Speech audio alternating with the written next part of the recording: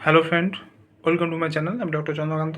আজ আপনাদের catheter care অর্থাৎ ক্যাথিটারের কেয়ার কীভাবে করবেন, ক্যাথিটারের যত্ন কীভাবে করবেন, কোনো কোনো কন্ডিশন, কোনো কোনো রোগে ক্যাথিটার করতে হয় এবং সেই ক্যাথিটার যদি প্রপার যত্ন করা হয় তাহলে কিন্তু ইনফেকশন থেকে রেহাই পাবেন।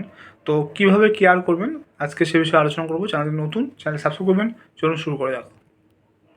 তো এক নম্বর হচ্ছে হাত ধোয়া, অর্থাৎ ক্যাথিটার স্পর্শ করার আগে এবং পরে ভালো করে সাবান জল দিয়ে হাত ধুয়ে নেবেন। পরিষ্কার পরিচ্ছন্নতা, প্রতিদিন অন্তত 2বার ক্যাথিটারের চারপাশটা পরিষ্কার রাখতে হবে। এই পরিষ্কার করার জন্য নরম সাবান বা জল ব্যবহার করতে পারেন। পর্যাপ্ত পরিমাণে জল খেতে হবে যাতে প্রস্রাবের প্রবাহ বজায় থাকে এবং ইনফেকশন কমবে। এরপর হচ্ছে ড্রেসিং, অর্থাৎ ক্যাথিটার টিউবটি ভালোভাবে সুরক্ষিতভাবে রাখতে টেপ ব্যবহার করুন। টেপের অবস্থান বারবার বা নিয়মিত চেঞ্জ করতে পারেন যাতে স্কিনের বা ত্বকে চাপ না পড়ে। ক্যাথিটারের ব্যাগটি যখন 1/3 বা 2/3 ভর্তি হয়ে যাবে বা ভারী মনে হবে তখন কিন্তু এটা খালি করে দিতে হবে। ক্যাথিটারে যদি কোনো সমস্যা হয় তাহলে কখন ডাক্তার দেখাবেন?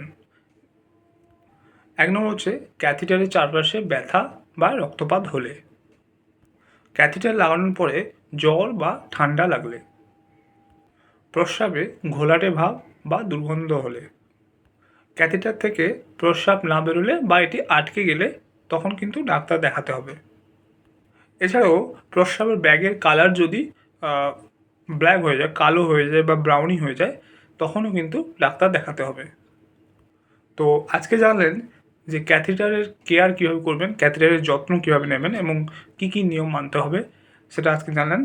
তো ক্যাথিটার সাধারণত 21 দিন বা 15 দিন, কেউ 15 দিন রাখে বা কেউ 21 দিন রাখে, এর বেশি রাখা যায় না, কারণ সেটা ইনফেকশন বা আরও নানা রকম কমপ্লিকেশন এসে যায়। তাই একটি ক্যাথিটার যদি বেশি দিন রাখতে হয় তাহলে হয় 15 দিন বা 21 দিন রাখা যাবে, তারপরে কিন্তু ক্যাথিটারকে চেঞ্জ করতে হয়। তো আজকের ভিডিও এই পর্যন্ত।